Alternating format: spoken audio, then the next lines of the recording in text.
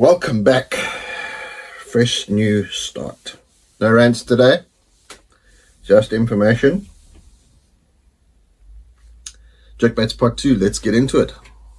So let's talk about the different sizes of jerkbaits. Why do we need different sizes of jerkbaits? Well, in my mind, that's a fairly straightforward question. Different sizes of jerkbaits, different sizes of bait fish in your lake, different applications for the lure. We're not going to get into the forward-facing sonar thing too heavily because we're not quite there yet as far as I'm concerned, and even myself. I'm not in the know enough about forward-facing sonar too, but I will give you my comments on it as well. So, little bait fish, baby bass, whatever the case might be, small pelagic bait fish are different sizes at different times of the year as they grow up. So you may well want to use something which is more fry or minnow sized early on in the season, and then graduate as the little bait fish in the lake start to grow up, and you graduate onto larger and larger size baits. And sometimes because of that, it's a good idea, particularly when you have a favorite lure, that you may have a couple of sizes of the same color pattern. In this case, this is a megabass, and that is a Vision 110, and if I remember correctly, this is yes, it is. It's a Vision 95. This is megabass. These are from Japan. Beautiful baits, quite expensive, but beautiful baits. And then even some of these big dogs. You can see the profile of this bait is much bigger. This is a Lucky Craft pointer. If you take a bait of similar size, say a 110, if you look across the back, you can see that the pointer is much broader across the back and thicker in body than the 110 is. And that, guys, is just a construction thing, and it's a commercial thing, and it's beautiful because it means we have to buy more baits and fill up more tackle boxes, and that can't be a bad thing, surely. Back to the original brand of jerkbait, the Rapala, and we talk about the evolution of the lure, of the bait in general.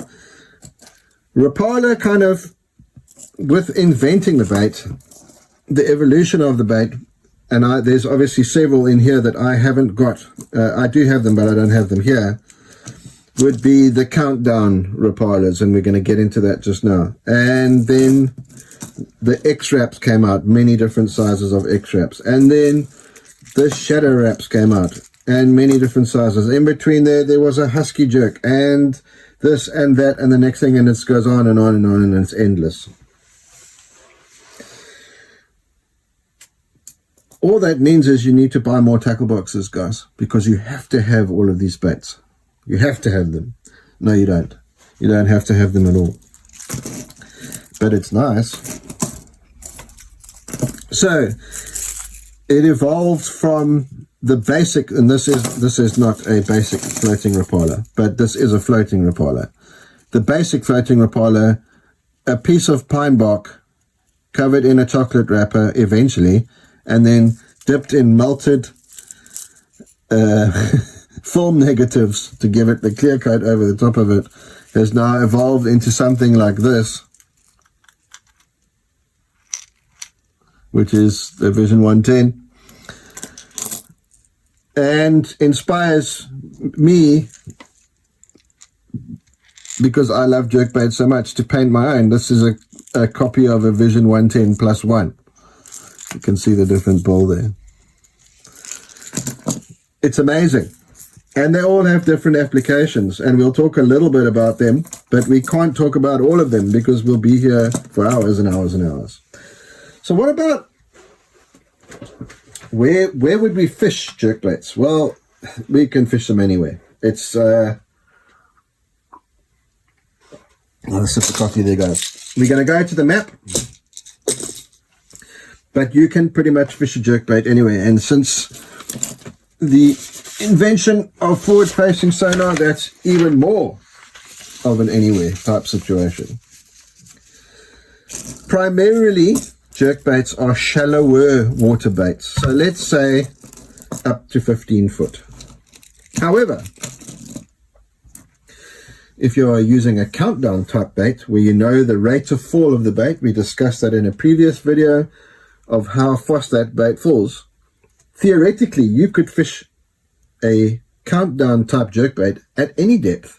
If you were going along this creek bed here and we found fish suspended over this creek bed and the creek bed was 20 foot and they were 5 foot off the bottom, and you know that your countdown jerkbait falls, the rate of fall is 1 foot per second, and you cast it out and you count down 1, 2, 3 all the way to 15 and then started working that bait, you'd be technically fishing a jerkbait in 15 feet of water. It's all about how you perceive it and where you think it could work. But a couple of good places to start, guys. We said that they are theoretically a shallow water bait, so we start in the shallows. So around all types of cover and structure, fantastic bait. Remember, guys, they got a lot of hooks on them, lots and lots of hooks. Now, this is where knowledge of your body of water, your personal knowledge of that body of water comes into play. Because now we look at the whole suspending versus floating versus slow rise versus slow sink thing. Okay. So when you look at a topographical map of your personal body of water that you're fishing, or you're looking on your plotter on your boat, you need to then decide in your body of water what the most common species of bait fish are going to be in the given areas. Now, if you go back and you watch earlier videos in our bass biology series, you would know how to determine that. And if it is a bait fish species which is mostly found on the surface, let's say, for example, an emerald shiner or something of that nature, and they're found around docks or scattered clumps of vegetation, then you could maybe use a bait of a more appropriate size, say something like a Megabass Vision 95 in sort of an emerald shiner type color. If you live further north and you have yellow perch, we were talking about America here, guys, and it's sort of the middle of the season and the perch are of kind of a medium size, maybe 6 inches. Let's use something like that. But we know that yellow perch live generally closer to the bottom or suspend off the bottom. Or then that might be a time that you would want to use a suspended bait, maybe over this creek bed or over this road bed, or off a more muddy bank, because we know that perch tend to roam and it's a shoal type fish. It's a very difficult category of bait to say, go there and try that, because it can be very localized. I spoke to you about this bait that Rapala made specifically for South Africa. That is for one specific province in South Africa, where that is a prevalent bait fish species, and for the life of me, I cannot remember what it is. But this bait was not only made for bass fishing, this bait was made for tiger fishing as well, which is another type of predatory fish in South Africa. So that was painted specifically to mimic that bait fish, and this is a very good copy of that bait fish, just by the way. So we know that we've got water 1 to 15 foot deep from this whole area of our generic lake over here, starting at 0 foot and moving out to, say, 15 foot, somewhere around here. So you know, from here to here, most of the way around this lake, you're going to be able to fish a jerkbait. You know that if you are fishing a countdown jerkbait and there's 20 foot of water here, you could count it down in these areas here and around these higher spots here. You know that if your jerkbait goes down to 6 foot and you're going along with your boat over here to this area of, this is a high point here on the lake, where the water, the bottom of the lake slopes up to a high point here and up to a high point here. You've got 13 foot of water here and 9 foot of water here and 3 foot of water here. That you could stay off here and cast up onto these high points with your respective bait, which runs 6 foot deep or runs 10 foot deep or in this particular case you could use a floating bait because it's only 3 foot deep. That is why there are so many different types of jerkbaits. So any type of cover or structure, the only thing that they don't like because of the treble hooks is thick vegetation and casting directly into stuff like thick bushes. So if you've got a rising water situation and you've got a lot of bushes in the water that have woody type stems, you are going to suck with a jerkbait. You're going to get stuck because you cast it out, twitch, whatever, or wind, sweep down and then twitch. It's in that stuff. You've got 9 chances of getting stuck. You're going to get stuck. That's the way it is. Scattered vegetation is fine. You would throw it around the vegetation, close to the vegetation. Timber is fine. You would want to come parallel past the standing timber, the trees, thick trunks. That's a technique that I used in South Africa that caught me a lot of fish on my home lake where I grew up. What about riprap? Absolutely. Rock? Absolutely. Boulders? Absolutely. Just remember that the construction of the jerkbait, the lips are quite fragile in most cases, not all cases. So pick your bait accordingly. Maybe pick something with a more robust lip. Say something like a pointer. You can see the lip is more robust if you're fishing around heavier rock areas. So when it bashes into the rock, it doesn't immediately just break off. So you can see in your mind, guys, how this system is starting to work. We've looked for productive areas based on our weather conditions, based on time of year, etc. We look at the different types of bait fish that are available in that body of water for bass to eat, and we select our lures and our location based on that homework that we have done. Nothing is off limits as far as the structure and cover goes other than what we've discussed. Thick vegetation, pads, not great for that type of stuff. But if you're fishing an outside edge, say that this was a grass bed here and you're fishing the outside edge of that grass bed, absolutely. So I'm going to touch a little bit on the forward facing stuff because I do not have enough personal experience with this. I have done it a little bit, but there are plenty of other videos online about this type of thing. Essentially what is happening is the guys are going out, they would find suspended fish on the forward-facing sonar at whatever depth, and then they would pick a lure, a jerkbait accordingly that can get down to that depth, or they can count down to that depth, target the fish specifically, cast out, cast to that fish, and whatever jerkbait it is that they are using to target that fish, and that's how they do it. So that's how the forward-facing thing works. It's not complicated. The complicated part is learning to use the forward-facing sonar. But what about the retrieve? Now, this is specific to the type or the brand of lure in a lot of cases. There are retrieves that work with all jerkbaits, but there are certain brands of jerkbaits that need to be worked differently. So we are not going to go into specific brands today. I am going to tell you a few retrieves that work for me with both suspending and non-suspending baits. So as the name suggests, jerkbait. It is designed and built to be jerked. You have to give that bait life. So you would throw it out. And we're going to generalize here, guys. The bait hits the water. You either sweep the bait down to the depth or you wind it down to the depth. If it's a floating jerkbait, you wouldn't even bother. You just start twitching the bait straight away. So it's a twitch, twitch, twitch, pause, or twitch, twitch, pause, or twitch, pause. A lot of the cadence, and the cadence is how you jerk the jerkbait, has got to do with water temperature and time of year. So, but as far as the retrieve goes, if you are uncomfortable doing that to start out with and you wanted to cast out and just do a slow wind, that would absolutely work.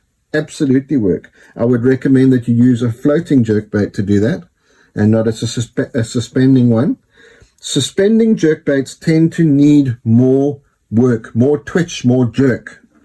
But a floating jerkbait, if you had to cast that out into, say, 5 feet of water and just start a medium wind on it, that bait will just get down there and it will just wiggle and twitch and be enticing and roll and do all of those things. And there's a very good chance that you'll catch a fish on it. With the other styles of jerkbait, they have to be jerked. So let's use this as a generalization. You would keep your rod tip at, say, a 45-degree angle to the water. Cast your bait out. Keep your rod tip at a 45-degree angle of the water. Take up the slack. Twitch. However many twitches you want or jerks you want. Jerk, jerk, jerk. Or jerk, jerk. Take up the slack. Twitch, twitch, twitch. Or jerk, jerk, jerk. Take up the slack. And keep your rod tip pointed at the water at kind of a 45-degree angle. And twitch down. The action is up, down, up, down, up, down, up, down, up, down.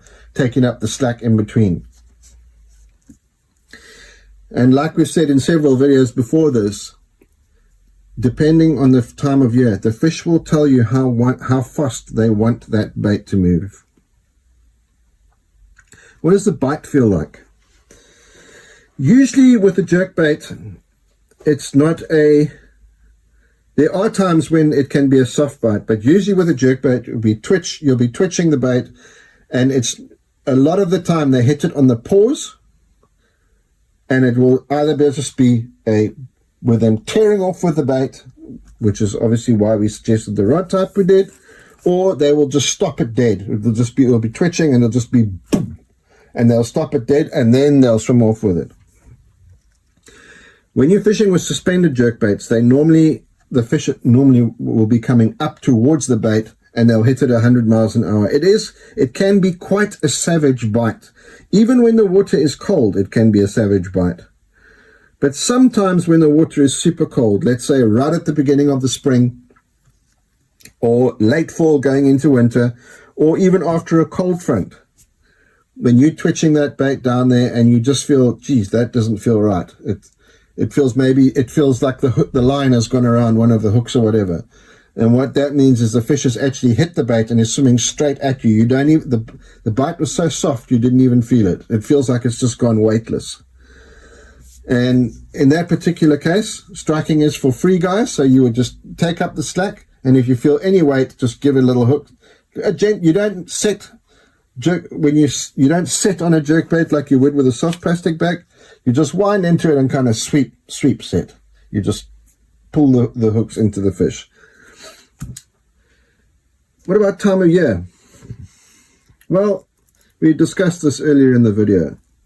There's obviously times of year when jerkbaits are more effective, but guys, to simplify it, just throw them.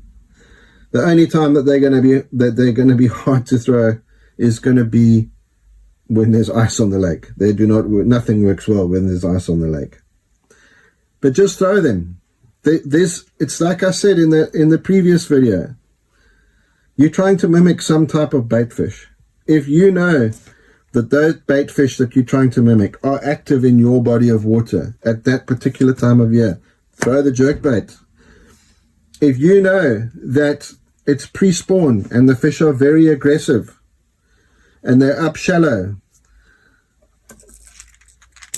and there's some type of a reactive color that works very well for you, and you can get them to react because there's lots of flash and bright colors, and throw the jerkbait. Jerkbaits in the dog days of summer when fish are suspending. There's a reason why you get suspending jerkbaits, where you can slow the retrieve down, where you can twitch it, get it down to its tip and kill it and just let it sit there, and it will literally hang in the water column, suspended and not move. And you can wiggle your rod tip or give tiny little twitches and that thing will look like a dying bait fish or an injured bait fish.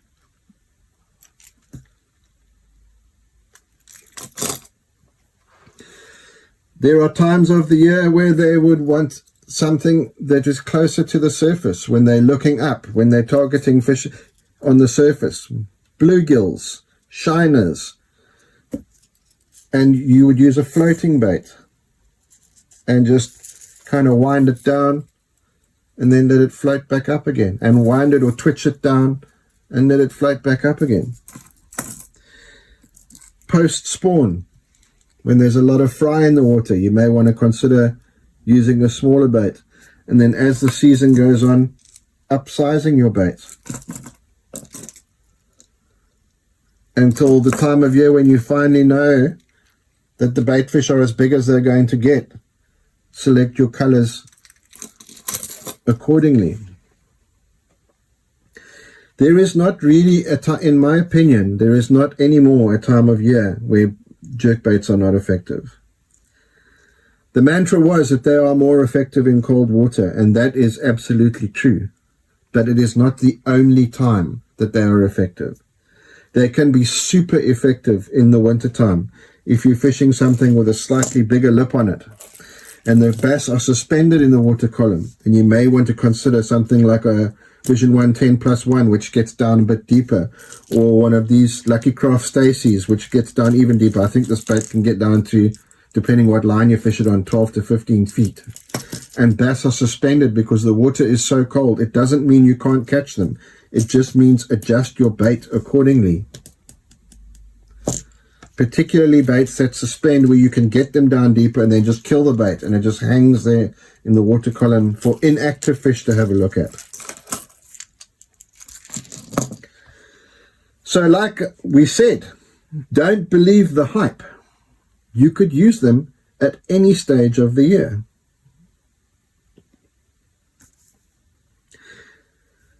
What to look for when you're buying a jerkbait. Now, there are literally hundreds and hundreds of different types of jerkbaits. So this is going to be a super tricky one to explain.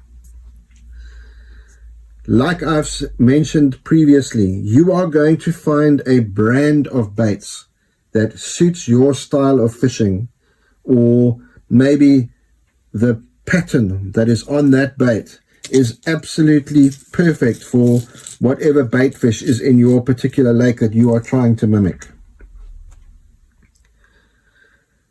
There's so many good brands of jerkbaits on the markets these days. From the OG, the Rapala or Rapala, Megabass, Lucky Craft. This is a Lucky Craft, this is a Megabass. Another one of the OGs, Smithwick's, making a comeback now. Awesome bait. And so many models, and it can be overwhelming. So here's what I suggest. If you find a brand that you like, and you find a bait that works for you, buy a few of them in different patterns and different sizes. So for earlier on in the season, you would want something smaller, and then as the season goes on, you would want something bigger. If that brand works for you, stick with your brand. Obviously, try other baits, but stick with your brand. Colors that you enjoy. This is super addictive, guys. I'm embarrassed to even show you my jerkbait boxes. I'm too embarrassed to show you. I'm not going to show you, because there's so many different scenarios, and I'm traveling here and I need a jerkbait for that, and I need that, and there's that color bait fish in that lake, and da da da da da da da da.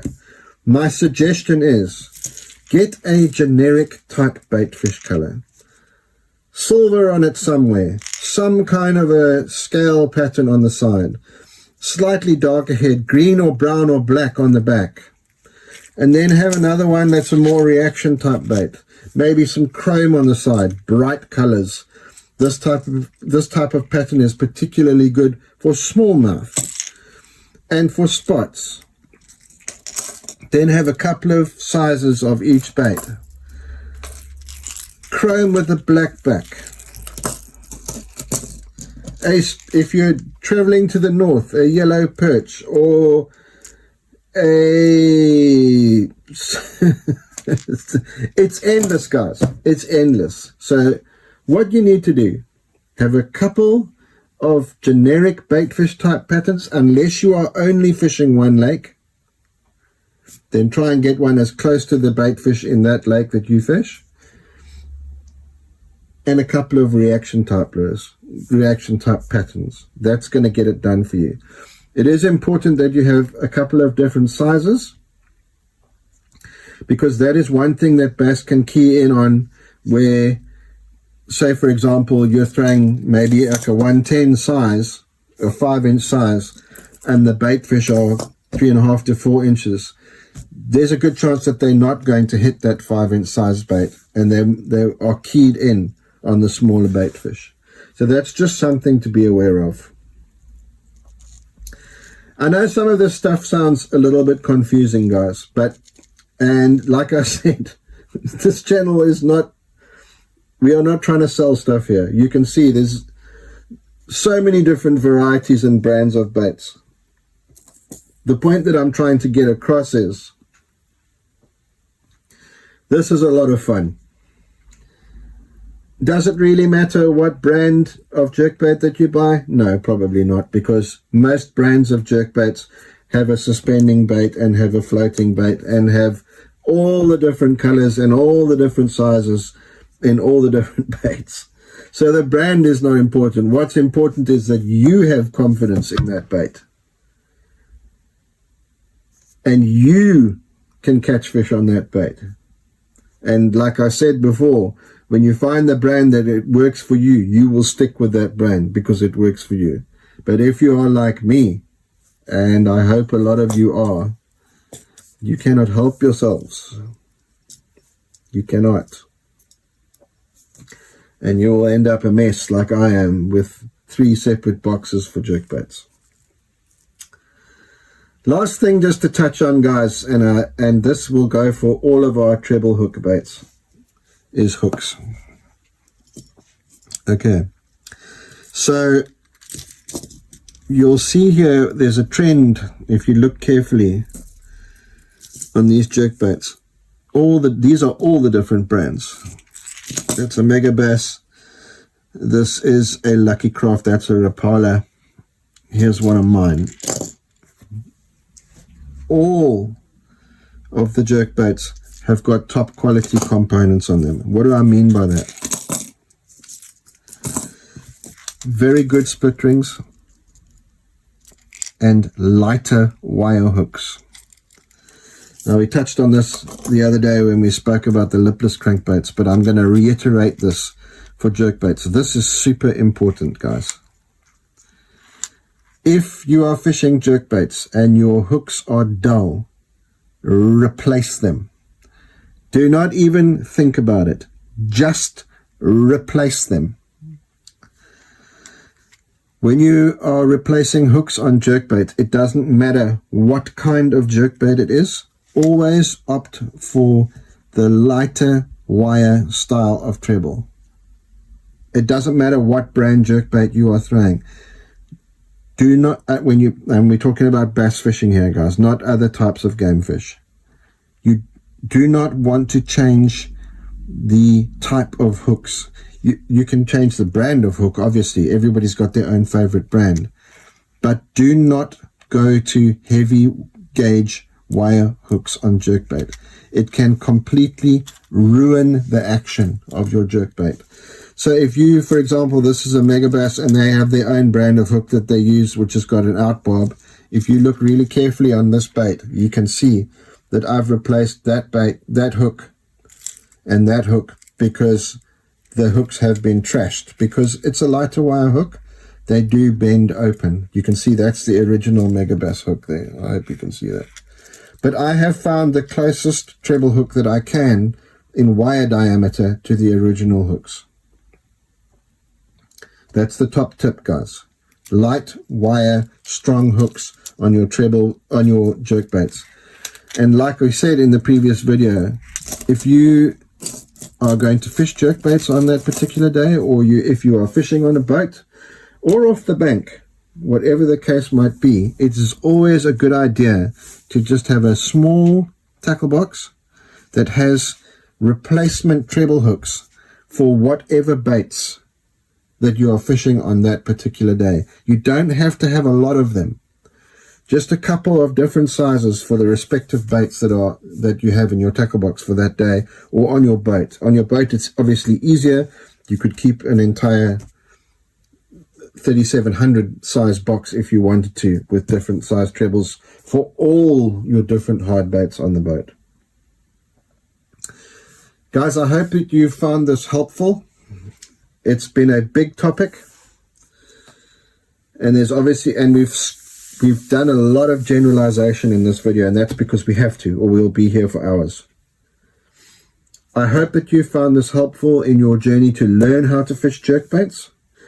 Maybe at a later stage, once we've covered many other different types of baits, we can revisit jerkbaits and start getting into the specifics of it more in depth.